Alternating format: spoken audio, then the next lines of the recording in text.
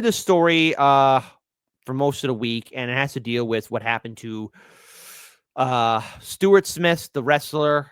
He is now fully conscious and communicating following an attack in the ring. So he's alive. He's up and about. And listen, I like good news. I really do. I like good news. And this is some good news. I at least want, because at first, the last time we talked about it, he was in critical condition. He took like 27 plus punches to the head. More, I don't know, between 20, 30, whatever, give or take, folks, give or take. And again, I'm glad that he's alive. So here is the most recent photo. He is up and about. Thank God. Thank goodness. What the legal fallout will be, we'll be playing that soon. So first of all, this is an update has been provided to the medical condition of independent wrestler Stuart Psycho Stu Smith following an in-ring attack by Raja Jackson, a son of former UFC champion Quinton Rampage Jackson. According to the TMZ report, the update comes from Douglas Mallow, an individual who intervened to stop the attack. Mallow reports that Smith is now conscious and communicating from his hospital bed. I hope that the doctors and nurses are giving him round-the-clock treatment, that he's got friends and family by his side, because again, look, I'm not a medical expert, but I know that with head trauma, you need to keep an eye on that person and make sure that they're having their head on a swivel. And hey, Psycho Stu, as from one veteran to another, glad you're okay. So Mallow was the individual, the guy in the pink braided hair, who was mostly pushing back against Raja Jackson, getting him off of Stu as those punches were happening. And no, I will not be playing that video. You can see that video on social media if you want to, but again, not for the faint of heart. I'm not going to play it because it's downright brutal, especially when you're hearing the women and children crying in the ring, begging it to stop. Mallow was recounted the moment that he stepped in to stop Jackson's assault on the unconscious Smith in an act that resulted in physical confrontation with Jackson. I'm pissed at what he did to my friend. I'm pissed for him punching me in the face. I'm pissed for him that when I went to take him off and told him to calm down, he tried to double leg me. If he would have double-legged me, he would have done the same thing to me that he did to Stu, So we will find out what the overall legal fallout will be. But there was a response from his father, Raja Jackson's father, Rampage Jackson. This weekend, it's hard for me to talk about it, but I'm just keeping 100. I feel bad about what happened to Psycho Stu. I don't condone what my son did at all. Very, very unfortunate. If I was there, things went down, but what I'm saying, I wasn't there. But what I'm saying, I'm a father, so I gotta have my son's back, but I'm gonna let justice, play out, take its course. Ain't much I can do on that side, but be a father. You know what I'm saying? And y'all know I can't talk about that shit. I can't talk about any details and stuff like, it's like shit is wild. Shit is wild. Now shit all over the internet. So, I see a lot of people editing stupid shit for clickbaits and stuff like that, and I see a lot of comments. The intelligent people kind of figure out what was going on and stuff like that. But now, look, I want to pause here for a second. Now, look, it's quite clear that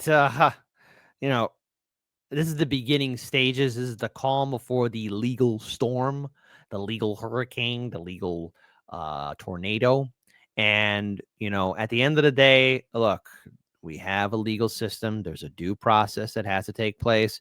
I think before we start ruling this court of public opinion, the images and actions speak for itself. And I think a lot of people are surprised at overall the lack of charges, or if anything's going to be happening. We will see what Stu and his family will do. There's a whole hodgepodge of disasters that are ready to come out, because there are other videos and other parties that were egging on Raja to go into the ring. And of course, Raja's own live stream on Kick did him no favors. especially with him saying that he was going to beat him up. Of course, then there's also his own father who, played his role, I guess, maybe in antagonizing his son. I want to be clear, when you deal with name calling and people, if you respond to it in a way in which, like, oh, I am no B, I'm no punk, any person who says that is a punk, at the end of the day. And, on one hand, if I have to be human here, I'm going to be human here in 3, 2, 1. Remember, Rampage here is a father too, okay? And he's worried about his son now because it's very clear that something bad to them will probably happen. Like, there will be legal consequences. It's very real, in which Raja could be behind bars. He's 25 years old, I believe. All right, there are very serious consequences that can very well happen. So we have to remember, a human being, everyone's a human. We all got a story, and there are people who are responsible for not only egging on Raja, but also Raja should not have been there as well, because he was also having head concussions too. But I think it's important that we do see the legal perspective of this. And I want to give a shout out to, again, one person who does a lot of great work. Shout out to Legal Mindset. Just play just a few short minutes of his perspective on this. Serious legal trouble after a brawl that went down with a Psycho Stu the other day, and this absolutely is going to have some serious legal repercussions. We're talking about that today on the Legal Mindset. We teach you to be your own judge. Of course, I'm Andrew Esquire, American attorney. This is the fast facts version, the quick and dirty version of the latest in legal news. If you like this, make sure you like the video and leave a comment on this below. And of course, I'm a little bit on mini vacation here, so it's not my home studio, but we're going to really get into this. And of course, I've got a PowerPoint for you. So let's jump right into that on the Raja Jackson attack. Now, many of you may know Raja Jackson is the son of course, Rampage Jackson. You have them on the left, Rampage, you got his daughter there, and then you got Raja right there on the right. And this went down just this week, and he is now being investigated by the LAPD that are looking into this beating of an unconscious opponent. I am not going to play this video because YouTube has been coming down really hard on people that have been showing this image that's censored is kind of enough, but I can just describe you to the fact that the opponent, Mr. Psycho Stu, was absolutely knocked out. He was absolutely flat. He was not responding, and it had to be to the point where people were pulling him off, had to pull Raja off because he was beating this unconscious man and continued to do it for an uncomfortable amount of time. Watching the video was very uncomfortable. I watched the whole thing, and there have been many experts that have commented on this and given commentary. I am not an expert in neither MMA nor wrestling nor fighting in general, but I am a person who knows about the law. And when you see somebody who is unconscious, one big thing that pops out is whatever consent they would have had for the fight is gone now. Most people do not consent to continue to be beaten while they were unconscious. And now I want to pause here for a second, because what's causing a lot of pushback, especially towards Rampage Jackson and his son Raja Jackson, is that initially Raja went there for a live stream to see these wrestlers. Now, Knoxville Pro, they're at the time were affiliate, or the WWE had some kind of affiliation with them. So this was like a training ground in which possible new talent can move on up and go into the WWE. And of course, when you're behind the scenes, look, they're putting their bodies on the line, but they're also trying to get into character. When they're getting into character, that's who they have to be. So there's going to be some people, if you're going to be there and there's cameras moving about, they're going to think that you're part of the system, or either that like you're working. Okay. And I want to be clear on that. Now, of course, you shouldn't be doing that, or you should make it very clear, like, hey, look, I'm not a worker or anything of that nature. And Stu made the mistake of thinking that Raja was a worker, which he wasn't. And there's video of Stu profusely apologizing, like, hey, I'm really sorry, because he cracked the beer can over his head. That was an accident. Okay. Should it have happened? No. But again, when you're behind the scenes, with the wrestlers, I mean, it's to be expected. Everyone say, well, gee, maybe you shouldn't. Well, it's to be expected. And this is a school in which everyone's trying to train up to get noticed, because you never know if there's going to be scouting talent there saying like, okay, well, maybe we should have you on, move you up to bigger leagues. It's what happens. It's what happens. It's what happens. So those who put on the best show are going to get noticed, and an accident happened, to which Raja accepted. But as the day went on, there was a live stream in which he had an interaction with his father, and then chat began instigating him. Now, this is the problem with the internet, you know. If you're going to let your chat bully you, or some random people, some trolls, or either that, somebody who should be your blood, you know, get to you so much, it should say a lot about your mental mindset that you really are that sensitive and you are so triggered by what a random person is saying or their negativity to you. So in turn, like, what does this mean right now happening? So let's go ahead and pull this up here. I want to pull up this. This is from Legal Mindset. Based on intent.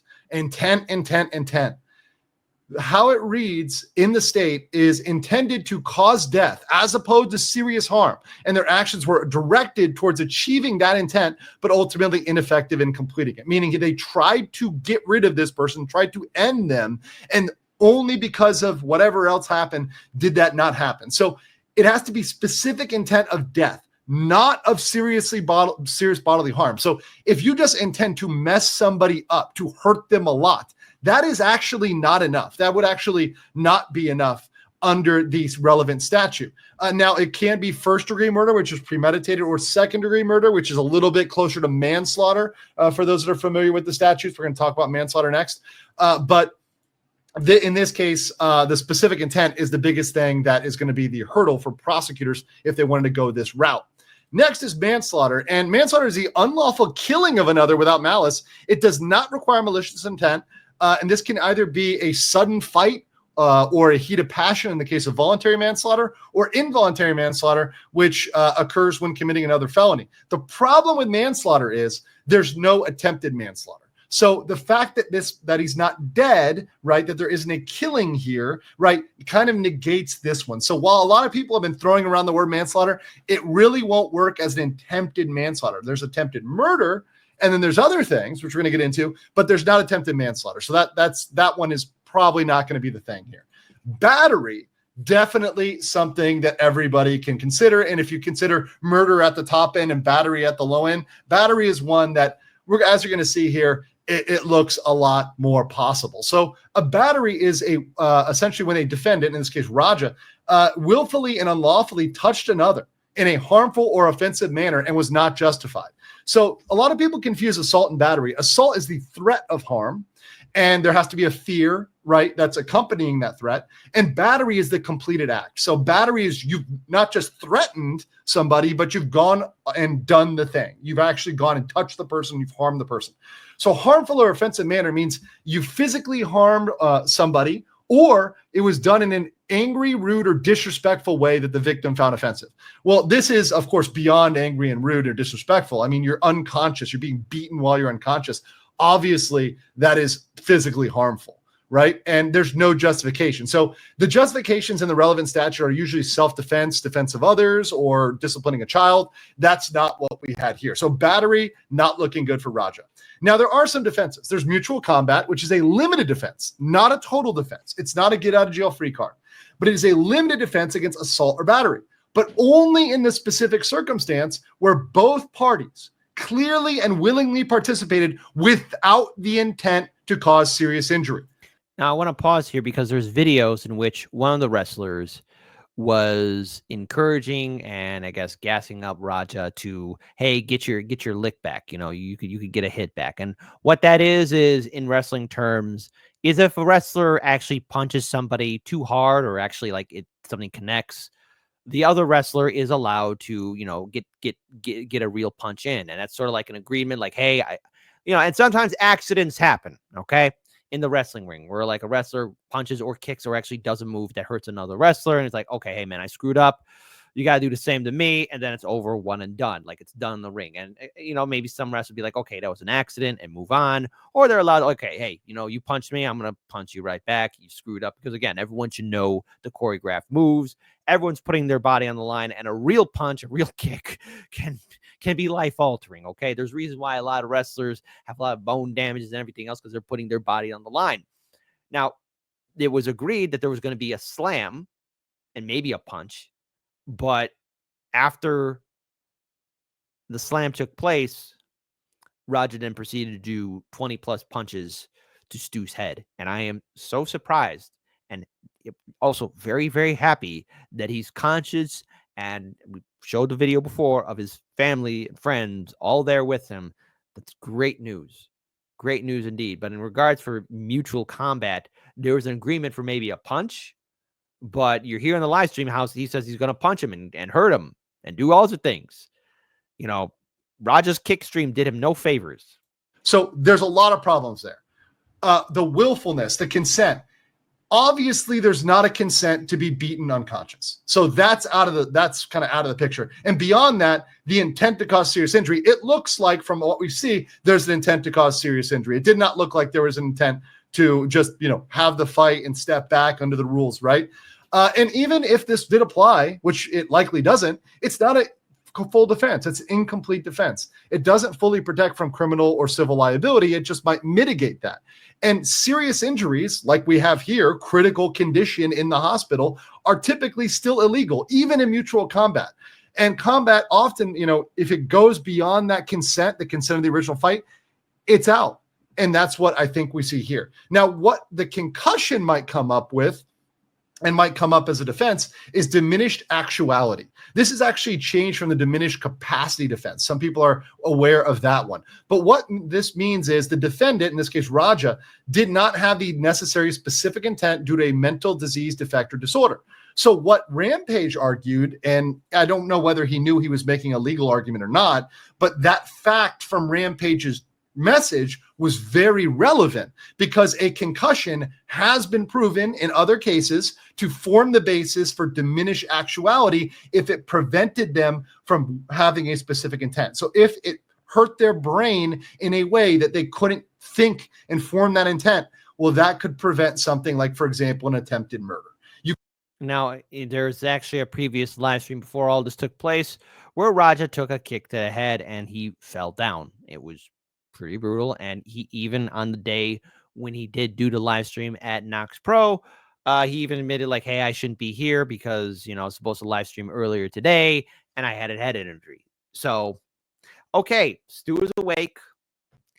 And right now, with all the legalities and problems that could potentially arise up, it's very clear that Raja Jackson and by proxy Rampage Jackson are going to have to either lawyer up and get ready because who knows what actions Stu and his family will take. Being in the hospital ain't cheap right now. There's a couple of people that donated to help pay off his medical bills, which number one, awesome. But number two, Jesus Christ, the healthcare system in America says a lot about it. So everyone that's watching, please just remember, the story's still developing and we will see what happens. I will be surprised if there is no legalities or either that there's no accountability. We will see what happens in the actions because right now the ball is in Stu's court or his family's court right now at this point in time. And whether or not it goes to the actual court is up in the air. We will see. There could be a settlement. There could be something could be done. We will see. Nox Pro Wrestling has lost its affiliation with the WWE. And I'm pretty sure there's going to be a fallout there as well. We will see what happens in the long run.